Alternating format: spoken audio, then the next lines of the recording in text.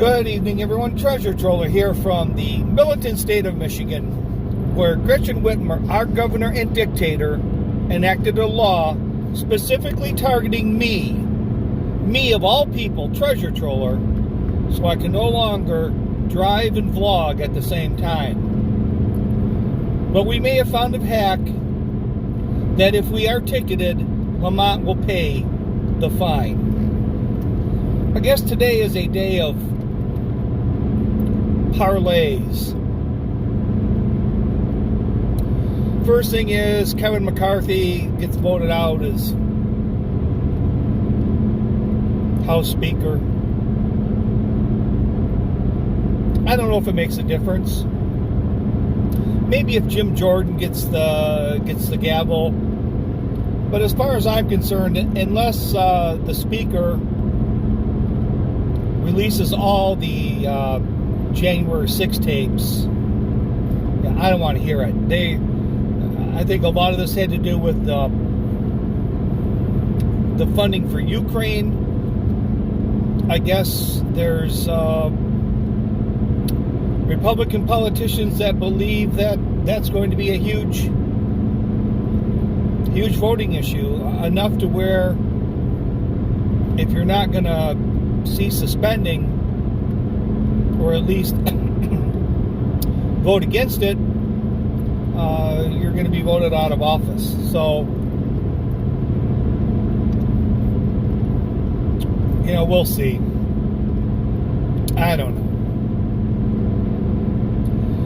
know. Second thing is, one of my alone vloggers or one of my alone commenters, viewers, commenters, had told me that Mikey, who was on this last season of Alone, someone set up a GoFundMe for him, and it had over $100,000 in it, and the GoFundMe fund. Mikey has a special needs child, and if there was anyone that should have a GoFundMe set up for them, it would be Mikey. I don't really have a problem with the GoFundMe.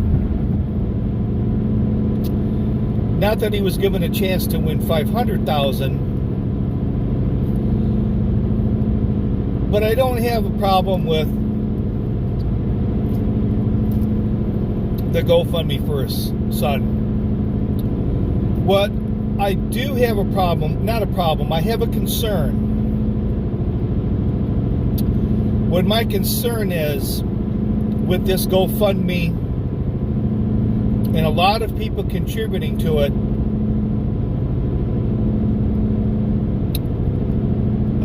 it's going to be, from this point forward, it's going to be more important to get on the show than it is to win. Your vagina monologue is going to be more important than your primitive skills. And that's when the show starts becoming, I don't, it's hard to say drama on a show where everyone is separated.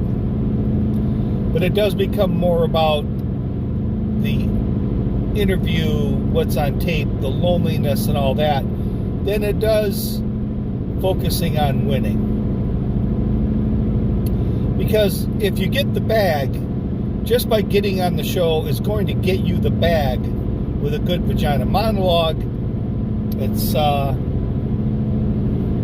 hey, stay for two or 3 weeks, which most of them should be able to do without any problem. And then home is calling. And I think they'll have to start making some adjustments to their casting. I mean, I've always said, to me, the perfect alone contestant is the orphan. it's the spouse, it's the wife, usually it's men out there. It's the wife saying, if you tap out because you're homesick, I'm filing for divorce. I mean, that's the ultimate contestant on Alone. The orphan is, I have a special orphan rating orphan rating section when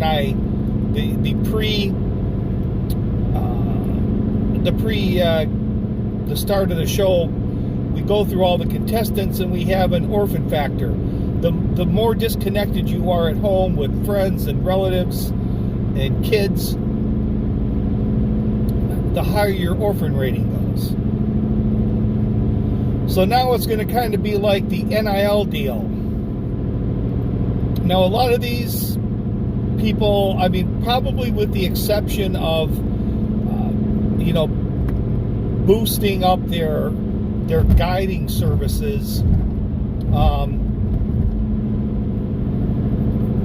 I'm not sure a lot of them have profited that much financially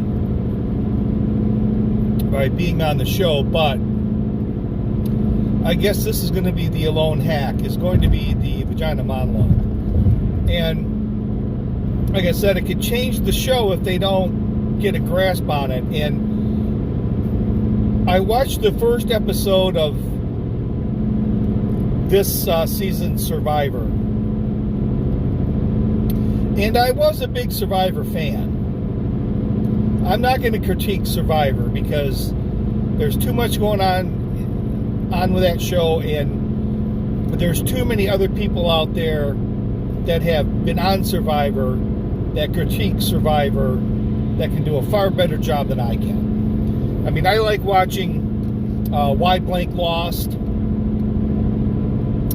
It's on the Rob has a podcast channel. Wide Blank Lost is a good podcast. But this season, and I thought for a minute I was the only one, because there seems to be like a general acceptance of the contestants that are put on the show by a majority of the viewers. It's almost like the Swifties, where Kelsey approved, is Swiftie approved kind of thing. So now you've got the whole Taylor Swift fan base on your side, until you break up with her, and then hellfire will rain down on you. But this season, it almost seems like the producers found all the nuts that they could and put them in one bowl. This is, I don't know, Revenge of the Nerds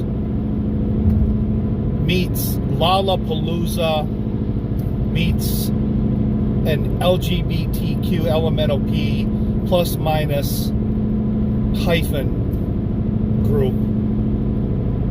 It's just, and it's bad, and I think it has to do with what they would consider the evolution of the show, trying to bring in a broad base of society, which there's just not that. You don't run into all those types of people every day. So I'm a little bit, I think this season is going to be a lot more about drama than it is about gameplay and strategy. But I will give it like 2 more episodes to prove me wrong. If you are a Survivor fan and you want to watch a good season of Survivor, watch last year's, might be last season of Survivor Australia with King George. One of the players was called King George. That was like old school Survivor. That was like the villain being right up out there, vote for me kind of thing, only to have his foes be taken down. It was a great season. So also, this Kevin Hart thing said, some of these people are getting a lot of views because they're talking about dating and marriage and kids and all that. So I'm going to save you, as far as kids go, I'm going to save you watching hours and hours of bullshit vlogs on YouTube about raising kids. So I'm going to give you my 4 eternal truths, and they do evolve. To close out the vlog, I'm going to give you the 4 things you need to tell your kids in order for them to succeed in life. There's 4 things you need to tell them to do. Okay, 5th would be always vote Republican, so we can throw that one in there. But the 4 eternal truths. Truth number 1 is always tip the barber. Always tip the barber. Number 2, do extremely well in math. While you're in school, do extremely well in math. Math rules the world. If you can do math, you can do anything. Number 3, never trust a man that wears a pinky ring. Just instant disqualifier. Never trust a guy that wears a pinky ring. And number 4, the 4th eternal truth of life is Epstein didn't kill himself. So there are the 4 things you need to tell your children. You know, you can say always, if it's a female, you can always say always tip the beautician. But those are the 4 eternal truths that your child needs to learn to be successful in this world. So, a day of parlays. We're going to have to keep our eye on the loan.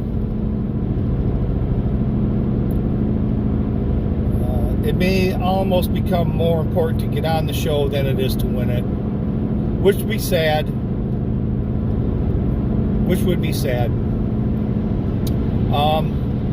We'll see about this ousting Kevin McCarthy. I think unless they're releasing all the January 6 tapes, to me it's not going to make much of a difference. I mean, all this spending stuff, you could have voted against it and battled somebody out, and you could primary them. So there were other things they could have done.